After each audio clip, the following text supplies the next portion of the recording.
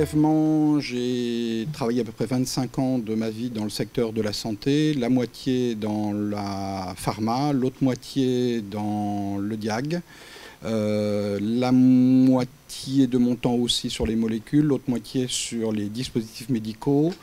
Et principalement depuis les 10 dernières années, je suis déjà dans mon précédent poste où je dirigeais toute la partie recherche collaborative pour General Electric, je tendais à essayer de rapprocher les deux mondes du diagnostic et de la thérapie en vue de développer cette nouvelle stratégie vers une médecine plus personnalisée. Donc la présentation là, que j'ai bâtie aujourd'hui, au début, j'avais fait une sorte de grande litanie de toutes les technos qui pouvaient être développées par des groupes comme General Electric. Ça ne semblait pas forcément très raisonnable au vu du contenu du programme que vous avez déjà couvert aujourd'hui. Donc j'ai essayé de replanter le décor, d'expliquer ce par quoi est en train de passer aussi bien l'industrie du médicament que celle du diagnostic, et en quoi les nouvelles stratégies de développement de la pharma ne sont absolument pas éloignées de celles de l'industrie du diagnostic, puisqu'en fait, comme vous le savez, vous avez dû l'aborder déjà à plusieurs reprises, ce qui est mis en place depuis l'avènement de l'histoire du Glivec, c'est le rôle primordial des biomarqueurs dans le plan de développement des médicaments en vue de stratifier, sélectionner les thérapies et suivre leur efficacité. Et ceci, en fait, c'est réellement le nouvel univers de l'industrie du diagnostic. Alors, juste un petit mot, parce que la restitution était très intéressante de ce qui s'est passé hier, visiblement, sur la neuro, parce que il y a plein de choses qui vont être répétées là, ou en tout cas adressées. Certains points, d'ailleurs, qui méritent peut-être d'être creusés, et je serai très content de pouvoir répondre à vos questions ultérieurement. Mais il y a des zones encore qui sont, à mon avis, pas assez comprises, que ce soit d'ailleurs sur le rôle, par exemple, de l'imagerie. Tout à l'heure, au cours de la restitution, il a été parlé aussi bien des plans de développement que du rôle de l'imagerie dans les plans de développement. Ces plans de développement sont en train d'être refondus, et c'est entre autres l'un des rôles d'IMI, et j'y travaille aussi depuis de nombreuses années, précédemment chez GE, mais conjointement avec l'FPA, le syndicat en fait, de l'Organisation des industries du médicament européen. Et par exemple, sur le champ d'application de la TEP, on a parlé du développement de traceurs. Sachez que la TEP est utilisée en microdosing, donc par exemple, vous pouvez aussi rajouter des phases 0, ce qui veut dire qu'avec un dossier tox léger, vous pouvez tout de suite passer à l'homme et voir si, d'emblée, votre molécule passe la barrière hémato-encéphalique. C'est ce genre de choses qui sont aujourd'hui insuffisamment exploitées, même par l'industrie du diagnostic, j'en viens. Donc il y a une nouvelle orientation sur le développement des technos, des dispositifs médicaux, en vue justement de partir vers une stratégie plus commune avec la pharma. Donc je suis désolé aussi parce que ma présentation est en anglais, je vous parlerai en français, mais c'était plus simple que de réécrire tout, donc voilà. Donc je replante les gorges sur une présentation générale, et je reviens en effet ensuite sur deux exemples de ce que je suis en train de développer, que ce soit en diagnostic in vitro et un autre en diagnostic in vivo. Avec, pour bien entendu, l'in vivo, c'est l'imagerie et la TEP. Donc ça, à mon avis, c'est l'élément clé pour comprendre ce qui est en train de se passer, parce que volontairement, des groupes comme celui dans lequel j'étais, General Electric, on n'a pas forcément envie de changer de business model quand il est rentable. Donc il y a aujourd'hui deux choses concurrentes qui sont arrivées et qui sont en train de transformer radicalement le secteur de la santé. C'est d'une part ce que représente le secteur de la santé pour les États, pour les systèmes de remboursement, et c'est un système qui n'est pas stable. D'abord, il était peu efficace. Si on reprend les causes de surcoût, elles sont extrêmement nombreuses. Et aujourd'hui, les États s'attendent à 3 choses. Les systèmes de remboursement s'attendent à 3 choses. C'est d'abord augmenter l'accès, deuxièmement, augmenter la qualité, et tertio, le plus difficile, réduire les coûts. Et ça, c'est un élément qui est largement mésestimé par beaucoup de gens. Ça vous donne juste une idée des projections des coûts de santé. Voilà. Ça, c'était en 2007, ça, c'est les projections en 2050. Ce système n'est absolument pas viable. Donc, pour les États, il y a une pression énorme sur le remboursement, énorme pour essayer de réimaginer un système de soins, encore une fois, qui réponde aux attentes des citoyens. Pour la pharma, vous connaissez ça par le menu, c'est un calvaire de développer des médicaments, c'est des enjeux niveau de risque qui sont extraordinaires, des résultats qui, ces dernières années, avaient été plutôt faibles, bien que ça remonte, et d'ailleurs vous allez voir, si jamais vous regardez les résultats d'IMI, on voit que les nouvelles stratégies qui sont mises en place commencent à remplir les pipes de l'industrie des médicaments, mais pendant longtemps, ce qui a été la question, c'est est-ce que le modèle est viable? Et visiblement, il ne l'était plus. Et j'ai cité l'histoire du Glivec, mais il est décisif parce que ça a été une révolution dans l'ensemble du secteur du médicament que nous avons nous-mêmes accompagné. Vous vous souvenez peut-être des premières indications de ce médicament, elles n'étaient pas bonnes, et ce produit devait être jeté à la poubelle. Par chance, le CIO de l'époque venait de Pepsi, si je me souviens bien, et il a pris le risque de faire quelque chose qui était épatant. Des translocations de gènes, des biomarqueurs avaient été identifiés chez des patients cancers gastro-intestinaux, alors que les premières indications étaient sur d'autres types de cancers, entre autres hémato, où il n'était pas efficace. Et chez ces groupes de patients, les résultats étaient phénoménaux. Mais le modèle économique de la pharma sur les blockbusters ne permettait pas, a priori, de se lancer dans l'aventure. Là, une négociation a été entreprise, une discussion avec les autorités, afin de trouver un modèle de développement, un plan de développement qui permette justement de se focaliser sur ces patients en présélectionnant les patients qui avaient ces translocations et ainsi d'arriver avec des p-values énormes. Et ça, aujourd'hui, ce produit est le deuxième en termes de chiffre d'affaires de Novartis. Donc ça a été une bombe, c'est-à-dire que dans toute la pharma, quasiment dans le monde, chez GSK, de façon évidente, chez Pfizer, chez Roche, chez Novartis, tout le monde, vous avez tous des groupes dits Biomarkers, Early Development, Translational Research. Tous ces groupes, en fait, sont des groupes pluridisciplinaires qui ont récupéré des scientifiques venant aussi bien du secteur académique que du secteur privé, entre autres des gens de l'imagerie, en vue de trouver ces fameux biomarqueurs qui permettent de supporter un nouveau modèle de plan de développement. L'idée était en effet de se focaliser, de ne plus avoir des sommes d'études cliniques, comme vous le connaissez, suivant les indications, où vous avez 20% d'efficacité, 20% d'effets secondaires, et le reste, c'est bon an, mal an, à peu près efficace. Là, l'idée, c'est on change tout, on se trouve la biomarqueur, on ne sélectionne dans les études que les patients répondants. Et ça, bien sûr, ça serait la situation idéale. C'est ce qui a, vous l'avez vu hier, visiblement, entraîné la création d'IMI, où la pharma et la Commission européenne sont mis d'accord pour le premier IMI d'investir 2 milliards d'euros avec un premier axe, c'était identification et validation de nouveaux biomarqueurs, et un nouvel axe qui est maintenant surtout supporté par le nouveau IMI, dont l'enveloppe est de 3,7 milliards ou 3,5 milliards, je ne me souviens plus très bien, et qui rentre dans le programme Horizon 2020. Et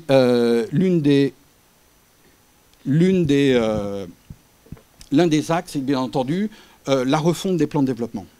D'oublier un peu ce modèle phase 1, phase 2, phase 3 et de voir s'il y a quelque chose de plus intelligent qui peut être mis en place avec plus de sciences qui rentrent dans la clinique et d'avoir en effet des éléments, des critères à prendre en considération pour permettre d'améliorer la qualité des plans de développement, réduire les délais, réduire les coûts et d'améliorer ainsi le service médical rendu, certainement améliorer les prix et de trouver un nouveau modèle économique. Donc là dans cette stratégie sont impliqués les industriels, bien entendu, les agences de médicaments. L'agence d'ailleurs européenne qui siège à IMI est aussi en relation directe avec la FDA. Donc ce travail se fait partout.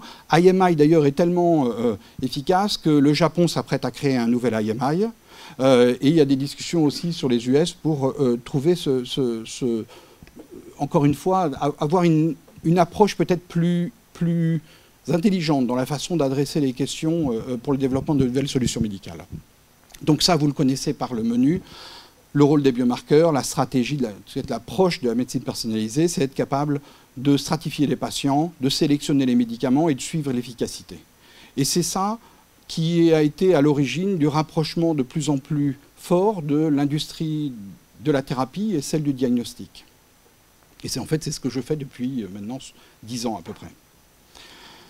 Donc vous connaissez ça, on part en effet des données génomiques, protéinomiques, en fait tout le monde des omiques, l'idée d'identifier des biomarqueurs. Ces biomarqueurs pouvant être des biomarqueurs analysés de façon in vitro ou in vivo en imagerie, mais l'idée reste toujours la même. Ce sont des paramètres biologiques, mesurables, quantifiables, reproductibles, ainsi de suite. Vous connaissez ça aussi très très bien. Donc ça, j'avance, excusez-moi. Donc pour nous tous, je pense aussi bien industrie pharma et industrie du diagnostic, l'idée est de changer l'approche et de pouvoir commencer à traiter les maladies à un stade où c'est plus facile de les prendre en charge et moins coûteux, nous l'espérons, et ainsi de pouvoir, grâce à ces biomarqueurs, trouver des critères, des éléments de diagnostic qui nous permettent de mieux prendre en charge les patients. Souvent appelé early health, justement pour trouver ces paramètres biologiques qui pourraient être pris en considération pour la prise en charge des patients avant que les symptômes n'arrivent. C'est la convergence justement du diagnostic et de la thérapie, avec entre autres cette approche de médecine personnalisée, orientée vers les patients, bien entendu orientée vers la prédiction, et ça peut-être quelque chose que je ne vais pas aborder aujourd'hui, mais qui est un élément essentiel pour arriver à développer ces nouvelles approches de médecine personnalisée. On va se retrouver avec des volumes d'informations absolument astronomiques et qu'il va falloir traiter, échanger.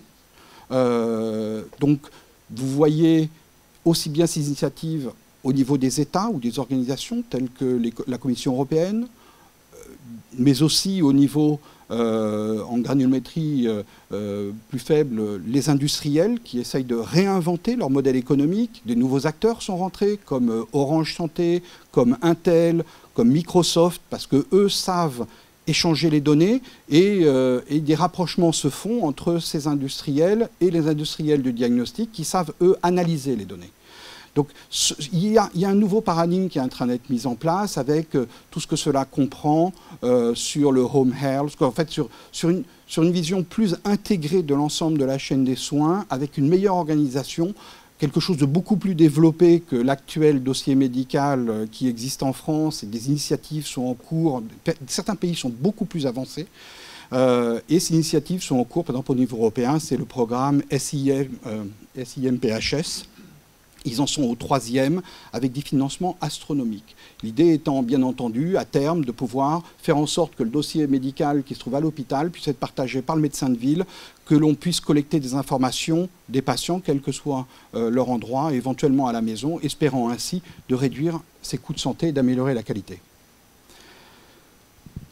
On cherche, c'est toujours la même chose. Prédire, diagnostiquer, traiter, monitorer. Et c'est ça, le early health. Et c'est pour ça qu'il y a ce rapprochement, je vous disais, de l'industrie de la thérapie et l'industrie du diagnostic. Là, je rentre plus dans mon monde de l'industrie du diagnostic. Je vais vous présenter 2 projets. Un qui touche l'imagerie, la TEP, et le second, c'est un projet... même les produits existent, pour du diagnostic in vitro avec 2 champs d'application, un champ toxicologie et un champ diagnostic pour les maladies psychiatriques. Le premier s'appelle Lotus et nous le développons conjointement avec le CEA et un autre partenaire industriel. L'idée est super simple. Vous connaissez tous le Nespresso. Vous venez avec votre capsule de café, eh bien, c'est à peu près la même chose. Là, simplement, le projet, la solution technologique, elle fait 10 tonnes. On l'installe dans 50 mètres carrés, à n'importe quel étage d'un hôpital. On n'a pas besoin de bunker. Et vous prenez une cassette microfluidique, vous l'intégrez dans la machine, et à l'autre bout de la machine, il y a une seringue qui sort avec un produit que vous pouvez directement injecter à l'homme. Mais vous allez voir pourquoi ça a une conséquence énorme. Ça peut potentiellement, nous l'espérons, avoir une conséquence énorme, que ce soit d'ailleurs pour le monde de la recherche, mais aussi pour la pratique médicale. Je vous disais tout à l'heure que toute l'industrie évolue. L'industrie du diagnostic et l'imagerie a fait des bonds de géants colossaux. Au début, avec les technologies qui étaient mises à disposition, le X, ce qu'on regardait, c'était les structures. On regardait si l'os était cassé, si les choses étaient à peu près à la bonne place. Et ça, c'était l'âge de pierre de l'imagerie. On a bougé au fur et à mesure vers plus le fonctionnel, le mécanisme. Et là, on cherchait des paramètres qu'on arrivait à mesurer avec à peu près les mêmes équipements et des outils adjacents. Par contre, là où il y a eu une vraie rupture, c'est l'imagerie en imagerie moléculaire. Et c'est très amusant parce qu'en fait, l'imagerie moléculaire, on l'a complètement oubliée, mais un des pays qui a été à l'origine de ça, c'est la France. L'histoire remonte à peu près à 50 ans. Elle a presque conjointement commencé en Europe entre Hammersmith et Orsay. Et ces pionniers ont commencé à faire des choses fantastiques avec la TEP parce que ce qui décrit la TEP, ce n'est pas tellement son équipement, c'est juste une caméra qui collecte des photons. C'est tout l'univers de sa chimie qui est absolument illimité. On peut marquer n'importe quelle molécule avec la TEP. Et tous ces pionniers ont marqué à peu près toutes les molécules endogènes que le corps sécrète et ont regardé, ont fait des explorations en physio et autres absolument fantastiques. Et vous allez voir, l'histoire est assez triste parce qu'après cette histoire fantastique, où à peu près 2000 molécules ont été testées et injectées à l'homme, dont le FDG, qui aujourd'hui est utilisé en routine clinique par tous les centres d'imagerie TEP dans le monde, aucun industriel n'était derrière le développement du FDG. C'est uniquement le secteur académique qui avait porté l'ensemble de ces molécules. Aucune n'a été validée cliniquement, même le FDG n'a pas été totalement validé cliniquement. Et ce portefeuille de produits fantastiques est là sur étagère. Je parlais de la chimie, on pourra en reparler tout à l'heure, mais il faut réellement comprendre que c'est une chimie qui est extraordinairement diversifiée, qui repose sur des nucléides de demi-vie plus ou moins différentes. Certains, comme le carbone 11, peut être substitué à n'importe quel carbone d'une chaîne carbonée d'une molécule sans en modifier sa pharmaco. Peut-être le problème est sa demi-vie de 20 minutes qui l'empêche d'être transporté, mais il répond encore une fois, si on s'échappe, si on fait l'effort de s'échapper du monde du produit de contraste et qu'on rentre dans le monde du biomarqueur, il permet d'adresser différents types de questions biologiques ou pharmacologiques. Et toute la stratégie du développement d'un traceur repose sur ça. Vous avez une famille de molécules et vous choisissez la stratégie de marquage en fonction de la question posée. J'avais dans mes centres, moi, plus d'une quarantaine de traceurs en ligne qui étaient utilisés par mes partenaires de l'industrie du médicament. Ceci, aujourd'hui, n'est accessible que par de très rares centres dans le monde. Et l'idée, vous allez voir, c'est de rendre ça simplissime pour n'importe quel utilisateur. Sa chimie, encore une fois, ou la flexibilité, la beauté de cette techno, c'est que, encore une fois, vous pouvez marquer des molécules et arriver réellement à de l'orfèvrerie et adresser des questions aussi fines que qu'est-ce qui se passe en pré, post, intersynaptique. Le choix du développement des traceurs, en soi, est illimité, encore une fois. Ce qui s'est passé, c'est que quand le FDG a été remboursé il y a à peu près 15 ans, les industriels, en fait, sont appropriés le projet, la techno et ce secteur comme devenant un marché porteur et rentable. Le problème, c'est que le modèle économique qui a été mis en place reposait uniquement sur de la distribution. Donc on a créé des centres de production immenses, de plusieurs centaines de mètres carrés. Le ticket d'entrée était pas loin de 10 millions d'euros. Il vous faut un nombre d'experts pour aller faire tourner ces machines absolument phénoménal. En plus, à cause de la distribution, les molécules que je recevais pour rentrer dans le pipe de GE, c'est la même chose pour les autres. Vous regardiez, vous aviez à peu près 4 critères qui étaient, première question, est-ce que je peux ou non la marquer avec du fluor? Là, il y avait moins de 30% des molécules qui pouvaient être marquées. Est-ce que j'ai besoin d'une activité spécifique très élevée pour faire, par exemple, de la quantification dans une problématique de mesure de ligand-récepteur? Là, vous tuez la molécule parce que vous n'alliez pas faire tourner un centre de production comme celui-ci pour un seul patient. Ensuite, bien entendu, quelle est la taille du marché? Parce qu'on se retrouve dans une situation où le plan de développement, le coût était le même, quel que soit le nombre de patients à qui ça pouvait être destiné. Et enfin, autre critère, c'était est-ce que la molécule peut être ou non brevetée? Toujours est-il que ce modèle n'est pas viable. Même mes anciens collègues de GE ferment leur centre en Angleterre. C'est un univers absolument infernal, le modèle de la distribution, avec en plus, à cause de ça, une limite du champ d'application de ces traceurs qui sont en fait plus assimilés à des produits de contraste qu'à des biomarqueurs d'imagerie.